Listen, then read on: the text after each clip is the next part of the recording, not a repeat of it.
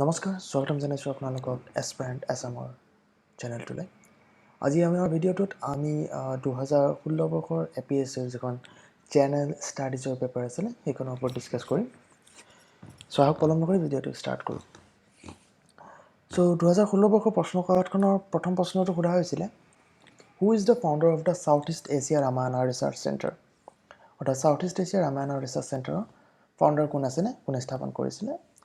চাৰিটা অপশ্যন দিয়া হৈছিলে ইয়াতে, late doctor Bhupen Hazarika, late doctor Mamoni Raisom Goswami, doctor Dhruvajyoti Borua আৰু ডক্টৰ মাইনী। চ' ইয়াৰ শুদ্ধ উত্তৰটো হৈছে option B, late doctor Mamoni Raisom Goswami. চাওক, এই চেণ্টাৰটো আপোনাৰ 2008 বৰ্ষত স্থাপনা কৰা হৈছিলে। এইটো ইনাগ্ৰেটেড কৰিছিলে ডক্টৰ নুৰিয়া মহম্মদ, যোনজন নেকি মালয়েছিয়াৰ হয় একচুৱেলি, আৰু ইনাগ্ৰেট কৰিছিলে আপোনাৰ 20 তাৰিখে জানুৱাৰী 2008 বৰ্ষৰ। চ' আগবাঢ়িছোঁ নেক্সট কুৱেশ্যনলৈকে। কুৱেশ্যনটো সোধা হৈছে, who is the recipient of Bishwaratna doctor Bhupen Hazarika international solidarity award in 2015? অৰ্থাৎ 2015 বৰ্ষত doctor Bhupen Hazarika international solidarity award কোনে লাভ কৰিছিলে? চাৰিটা অপশ্যন দিয়া হৈছিলে,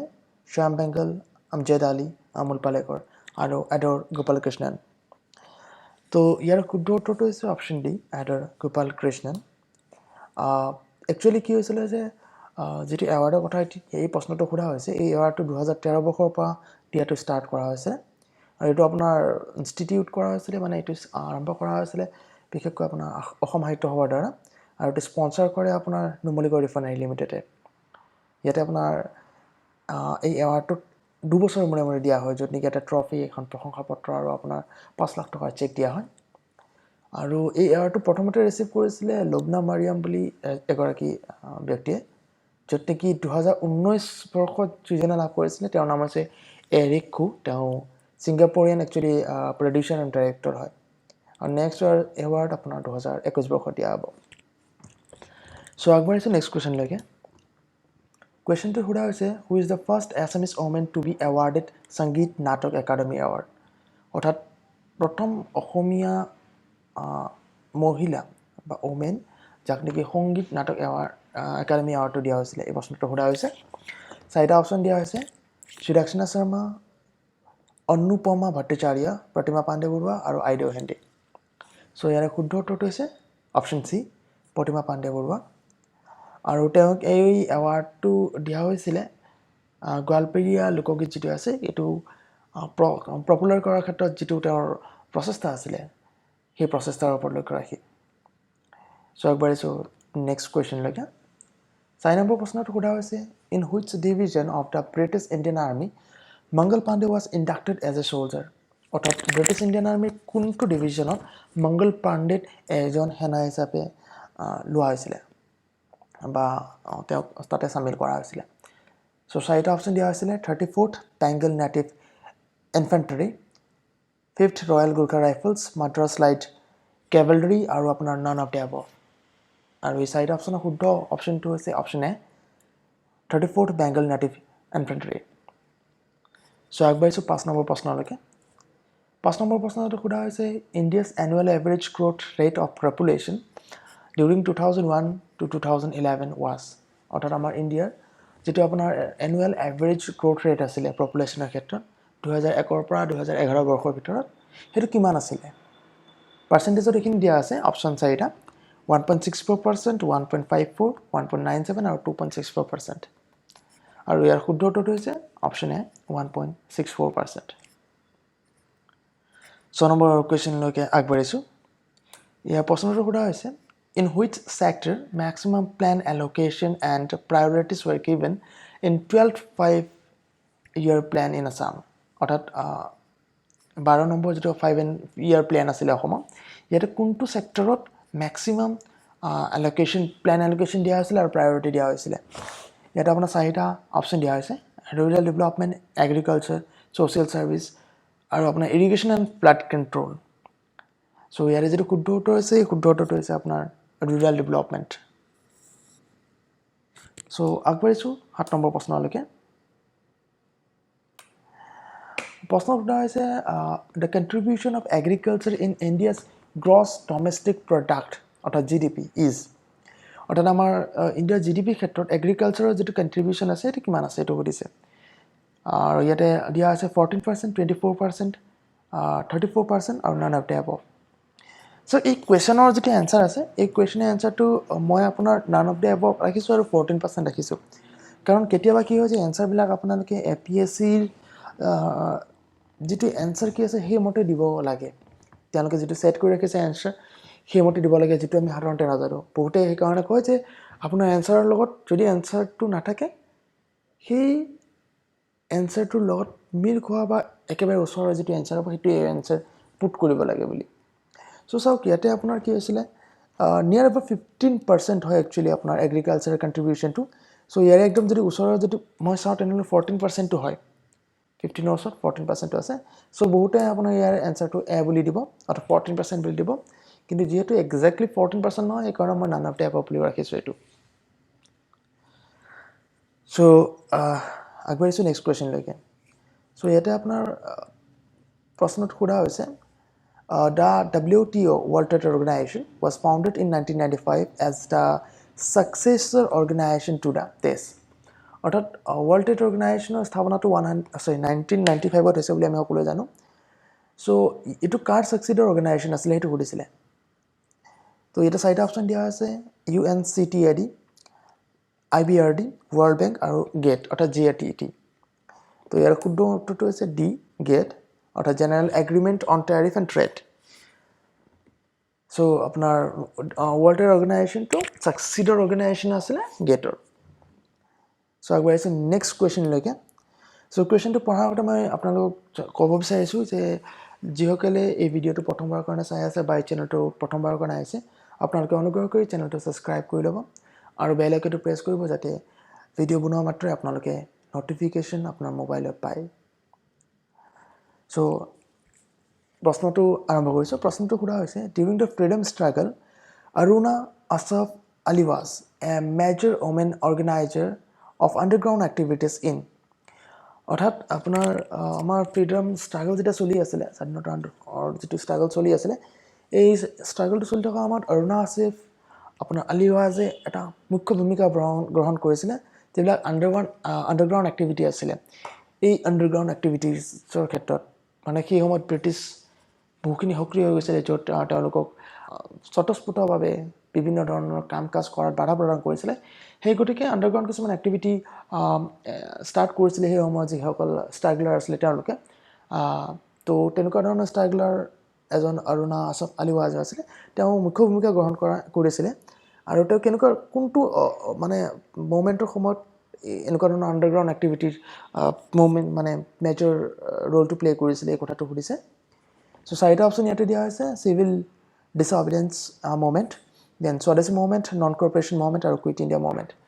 সো ইয়াৰে শুদ্ধ উত্তৰটো হৈছে option D quit India movement so আগবাঢ়িছোঁ 10 নম্বৰ প্ৰশ্নলৈকে প্ৰশ্নটো সোধা হৈছে দ্য শ্লোগান ইনকলাব জিন্দাবাদ ৱাজ ফাৰ্ষ্ট ৰেইজড বাই চাওক শ্লোগান ইনকলাব জিন্দাবাদটো প্ৰথমে কোনে ৰেইজ কৰিছিলে কোনে কৈছিলে এই কথাটো সোধা হৈছে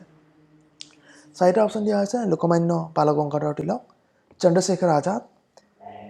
বীৰ সাভাৰকাৰ আৰু ভগত সিং ইয়াতো আপোনাৰ আৰু এটা কথা আছে যে চাওক ইয়াৰে শুদ্ধ এনচাৰটো মই ভগত সিং বুলি দিছোঁ কিন্তু এক্সাক্টলি যদি আপুনি চাই এই শ্লোগানটো এজন উৰ্দু পয়েট যাৰ নাম আছিলে মৌলানা হজৰত মোহিনী তেওঁ 1921 চনত কৈছিলে আৰু এইটো প্ৰপোলাইজ কৰা হৈছিলে ভগত সিঙৰ দ্বাৰা যেহেতু ইয়াতে তেওঁৰ অপশ্যনটো দিয়া নাই সেই গতিকে ইয়াৰ শুদ্ধ এনচাৰটো ভগত সিং বুলি দিয়া হৈছে বাট এক্সাক্টলি যদি আপুনি চাব যায় তেনেহ'লে মৌলানা হজৰত মোহিনীয়ে এই ইনকলাব জিন্দাবাদ ৱৰ্ডটো প্ৰথমে ৰেইজ কৰিছিলে এণ্ড আপোনাৰ প্ৰপোলাইজ কৰিছিলে জনপ্ৰিয় কৰিছিলে মিষ্টাৰ ভগত সিঙে সো আগবাঢ়িছোঁ 11 নম্বৰ প্ৰশ্নলৈকে সোধা হৈছে ইয়াতে after which incident Mahatma Gandhi had called non corporation movement as his Himalayan blunder অৰ্থাৎ কোনটো মুভমেণ্টৰ পাছত কোনটো এনেকুৱা ধৰণৰ ঘটনা ঘটিছিলে যিটো ঘটনাৰ পাছত মহাত্মা গান্ধীয়ে তেওঁৰ যিটো নন কৰ্পৰেশ্যন আন্দোলন আছিলে এই আন্দোলনটো একেবাৰে আপোনাৰ হিমালয় তুল্য মিষ্টেক বা ভুল হোৱা বুলি তেওঁ কৈছিলে এইটো আপোনাৰ খেদা সত্যাগ্ৰহ চৌৰি চৌৰা ঘটনা নাগপুৰ সত্যাগ্ৰহ আৰু ৰাজকোট সত্যাগ্ৰহ এই চাৰিটা অপশ্যন দিয়া হৈছে সো ইয়াৰে শুদ্ধ উত্তৰটো হৈছে অপশ্যন বি চৌৰাচৌৰী ইনচিডেণ্ট চৌৰাচৌৰী ঘটনা একচুৱেলি এইটো আপোনাৰ কি হৈছিলে আমাৰ বৰ্তমান আপোনাৰ এইটো উত্তৰ প্ৰদেশত পৰিব গোৰখপুৰ ডিষ্ট্ৰিক্টত আপোনাৰ 4 ফেব্ৰুৱাৰী 1922 চনত হৈছিলে ইয়াতে কি হৈছিলে যে সেই সময়ত নন কৰ্পৰেশ্যন আন্দোলনৰ কিছুমান যিবিলাক প্ৰটেষ্টাৰ আছিলে যিবিলাক একজেক্টলি আন্দোলনত অংশগ্ৰহণ কৰিছিলে তেওঁলোক আৰু পুলিচৰ মাজত মতভেদ হৈছিলে মতভেদ হোৱাৰ ফলত সেই পুলিচ ষ্টেচনখন তেওঁলোকে জ্বলাই দিয়ে যাৰ ফলত বহুত পুলিচ অফিচাৰ আপোনাৰ জীৱনতে জ্বলি যায় আৰু তেতিয়া মহাত্মা গান্ধীয়ে কৈছিলে যে তেওঁৰ এইটো হিমালয়ৰ সমান ব্লাণ্ডাৰ মিষ্টেক এটা হৈ গ'ল বুলি চ' আগুৱাইছোঁ 12 নম্বৰ প্ৰশ্নলৈকে প্ৰশ্নটো সোধা হৈছে who among the following organised a march on the Tanjore coast to break the salt law' in April 1930 অৰ্থাৎ 1930 চনত তাঞ্জোৰ কষ্টত তাঞ্জোৰ উপত্যকাত কোনে আপোনাৰ লোন আইন ভংগ কৰিবৰ কাৰণে এটি আন্দোলন গঢ়ি তুলিছিলে মৰ্চা যেটো কোৱা হয় মৰ্চা এটা গঢ়ি তুলিছিলে চ' ইয়াতে আপোনাৰ 4টা অপশ্যন দিছে V.O. চিদাম্বৰম আৰু দেন কে কাৰ্মাজ এনি বেচেণ্ট আৰু 2 নম্বৰ অপশ্যন দিয়া হৈছে চি ৰাজগোপালাচাৰী চ' ইয়াৰ শুদ্ধ উত্তৰটো হৈছে চি ৰাজগোপালাচাৰী চ' আগবাঢ়িছোঁ নেক্সট কুৱেশ্যনলৈকে 13 নম্বৰ প্ৰশ্নটো সোধা হৈছে who was called the mother of the Indian revolution আমাৰ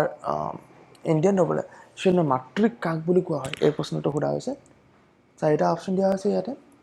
কস্তুৰবা গান্ধী কমলা নেহেৰু সৰোজিনী নাইডু আৰু আপোনাৰ ভিকাজি কামা ইয়াৰে শুদ্ধ উত্তৰটো হৈছে আপোনাৰ অপশ্যন ডি ভিকাজি কামা তেওঁৰ ফুল নেমটো ভিকাজি ৰুস্তম কামা বহুতে ভিকাজি ৰুস্তম বুলি কামা বুলিও তেওঁক সম্বোধন কৰে চ' আগবাঢ়িছোঁ 14 নম্বৰ প্ৰশ্নলৈকে সোধা হৈছে ইন দ্য ইণ্ডিভিজুৱেল সত্যাগ্ৰহ বিনোদা Bhave was chosen as the first satyagrahi who was the second অৰ্থাৎ আপোনাৰ ইণ্ডিভিজুৱেল সত্যাগ্ৰহত আমাৰ বিনোদা ভাৱে দেৱক প্ৰথম সত্যাগ্ৰহী হিচাপে চিনাক্তকৰণ কৰা হৈছে বা তেওঁক কোৱা হয় চ' ছেকেণ্ড সত্যাগ্ৰহীজন কোন আছিলে এই প্ৰশ্নটো সোধা হৈছে অপশ্যন 4টা দিয়া আছে ডক্টৰ ৰাজেন্দ্ৰ প্ৰসাদ চি ৰাজগোপালাচাৰী পণ্ডিত জৱাহৰলাল নেহৰু আৰু চৰ্দাৰ বল্লভভাই পেটেল চ' ইয়াৰ শুদ্ধ উত্তৰটো হৈছে option C Pandit Jawaharlal Nehru so' আগবাঢ়িছোঁ নেক্সট কুৱেশ্যনলৈকে প্ৰশ্নটো সোধা হৈছে who is considered the founder of the Gupta empire so' Gupta সাম্ৰাজ্যৰ প্ৰতিষ্ঠাতা কাক বুলি কনচিডাৰ কৰা হয় 4টা অপশ্যন দিয়া হৈছিলে চন্দ্ৰগুপ্ত 2 চন্দ্ৰগুপ্ত 1 সমুদ্ৰগুপ্ত আৰু শ্ৰীগুপ্ত চ' এই প্ৰশ্নটোৰ উত্তৰটো আপোনাৰ অপশ্যন ডি হ'ব শ্ৰীগুপ্ত যিহেতু আমাক চিম্পলি সোধা হৈছে কোন ফাউণ্ডাৰ হয় সেইকাৰণে চ' আগবাঢ়িছোঁ নেক্সট কুৱেশ্যনলৈকে 16 নম্বৰ প্ৰশ্নটো ইয়াতে সোধা হৈছে the first census was conducted at the time of অৰ্থাৎ প্ৰথম যিটো চেঞ্চাছ হৈছে এই চেঞ্চাছটো কেতিয়া কৰা হৈছিলে তো ইয়াতে 4টা অপশ্যন দিয়া আছে lord Dufferin lord Lytton lord Auckland আৰু ছাৰ জন নেপিয়াৰ এই 4টা অপশ্যনৰ ভিতৰত ইয়াতে এনচাৰটো মই ৰখা নাই এইকাৰণে ৰখা নাই কাৰণ এই 4টা অপশ্যনৰ ভিতৰত একজেক্ট এনচাৰটো নাই বিকজ 1872ত আপোনাৰ কি হৈছিলে যে প্ৰথমবাৰৰ কাৰণে আপোনাৰ চেঞ্চাছ হৈছিলে আৰু সেই সময়ত লৰ্ড মায় ভাইচৰয় হিচাপে আছিলে চ' যিহেতু ইয়াতে লৰ্ড মায়ৰ অপশ্যনটো নাই চ' যিটো প্ৰশ্ন তেওঁলোকে দিছে এই প্ৰশ্নটো শুদ্ধ উত্তৰটো এই এনচাৰৰ যিটো অপশ্যন আছে তাতে নাই সেই গতিকে মই ব্লেংক ৰাখিছোঁ চ' আগবাঢ়িছোঁ নেক্সট কুৱেশ্যনলৈকে কুৱেশ্যনটো সোধা হৈছে There are only 2 known examples of cave painting of the Gupta period in ancient India. One of these is the painting of Ajanta caves, where the other is surviving example of the Ajanta painting. অৰ্থাৎ কোৱা হৈছে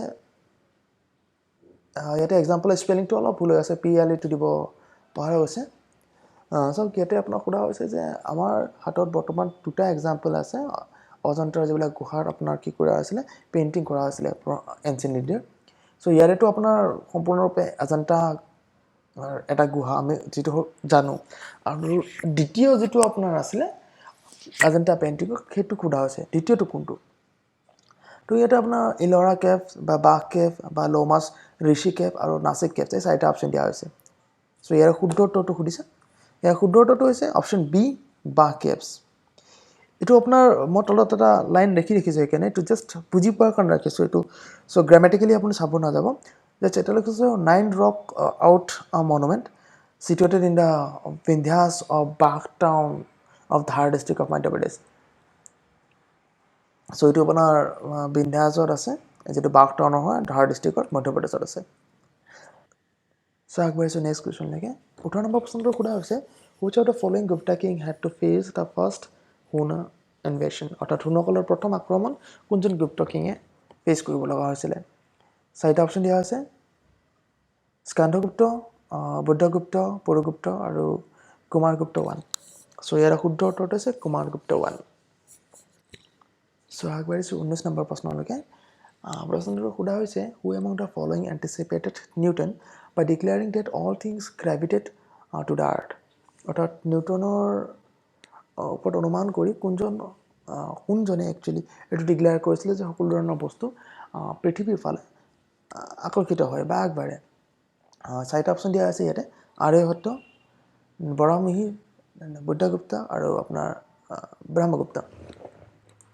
so ইয়াৰ শুদ্ধ উত্তৰটো হৈছে আপোনাৰ Brahmagupta so আগবাঢ়িছোঁ 20 number কুৱেশ্যনলৈকে The quorum of the parliament is fixed at অৰ্থাৎ পাৰ্লিয়ামেণ্টৰ যিটো quorum এটো কেনেকৈ নিৰ্ধাৰণ কৰা হয় so 1/10 of the membership of the house 2/3 of the membership of the house 1/3 of the membership of the house and option D দিছে 1/8 of the membership of the house so ইয়াৰ শুদ্ধ উত্তৰটো হৈছে option A 1/10 of the membership of the house so next question লৈকে আগবাঢ়িছোঁ 21 number প্ৰশ্ন সোধা হৈছে ইয়াতে which one of the following industries is known as sunrise industries অৰ্থাৎ sunrise industry হিচাপে কোনটো তলৰ ইণ্ডাষ্ট্ৰিক জনা যায় বুলি সুধিছে সো ইয়াতে সুধিছে অপচন কিটা দিছে আপোনাৰ iron and steel cotton and textile information technology tea and coffee so ইয়াৰ শুদ্ধ উত্তৰটো হৈছে অপচন সি ইনফৰমেশ্যন টেকনলজি আগবাঢ়িছোঁ নেক্সট কুৱেশ্যনলৈকে ইয়াতে সোধা হৈছে how many satellites were launched by Indian Space Research Organization ISRO to create history in February 2017 so 2017 চনৰ ফেব্ৰুৱাৰী মাহৰ 15 তাৰিখে ISRO দ্বাৰা হিষ্ট্ৰি ক্ৰিয়েট কৰিবৰ কাৰণে কেইটা স্যাটেলাইট আপোনাৰ লঞ্চ কৰা হৈছিল এই প্ৰশ্নটো সুধিছে ইয়াতে অপচন দিছে আপোনাৰ 84 93 102 আৰু 104 কেইটা সো ইয়াৰ শুদ্ধ উত্তৰটো হৈছে 104 টা সো আগবাঢ়িছোঁ নেক্সট কুৱেশ্যনলৈকে 23 নম্বৰ প্ৰশ্ন সোধা হৈছে MS Word is an example of MS Word to কিহৰ এক্সাম্পল এটো সুধিছে অপচন দিছে আপোনাৰ compiler then application software system software আৰু operating software so operating system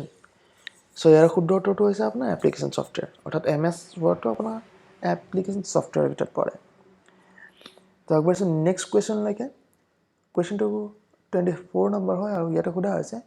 during whose region at Rangpur city an amphitheater known as Rongor for animal fight was built অৰ্থাৎ আপোনাৰ ৰংপুৰ সিটিত ৰংগৰ নামৰ যেটো আপোনাৰ মনোৰঞ্জনৰ ঘৰ আছিল এনিমেলৰ ফাইটৰ কাৰণে এটো কোনে বনাইছিল এই কথাটো সুধিছে সো ইয়াতে চাৰিটা অপচন দিছে ৰুদ্ৰসিংহ প্ৰমত্তসিংহ শিৱসিংহ আৰু ৰাজেশ্বৰ সো ইয়াৰ উত্তৰটো হৈছে আপোনাৰ প্ৰমত্তসিংহ সো আগবাঢ়িছে নেক্সট কুৱেশ্যনলৈকে কুৱেশ্যনটো হৈছে আপোনাৰ which city has issued a red alert for air pollution for the first time ever on December 2015 with a heavy cloud of dangerous smoke blanketing in the city অৰ্থাৎ 2015 ভাগত কোনখন চিটিয়ে প্ৰথমবাৰৰ কাৰণে ৰেড এয়াৰ পলিউশ্যনৰ ক্ষেত্ৰত red alert জাৰি কৰিছিলে যেহেতু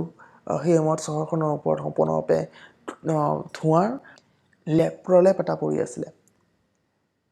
so ইয়াতে চাৰিটা অপচন দিছে হংকং নিউ দিল্লী বেইজিং আৰু নন অফ দ্য এবভ আৰু ইয়াৰ শুদ্ধ উত্তৰটো হৈছে বেইজিং চাওক ইয়াতে মই 25টা প্ৰশ্ন ৰাখিছোঁ 2016 বৰ্ষৰ APSC জেনেৰেল ষ্টাডিজৰ পেপাৰখনৰ পৰা বাকি যি 75টা কুৱেশ্যন থাকিব এইটো মই অহাকাইলৈকে আপলোড কৰিম পাৰ্ট 2 পাৰ্ট 3 ভিতৰতে মই গোটেইখিনি সামৰিবলৈ চেষ্টা কৰিম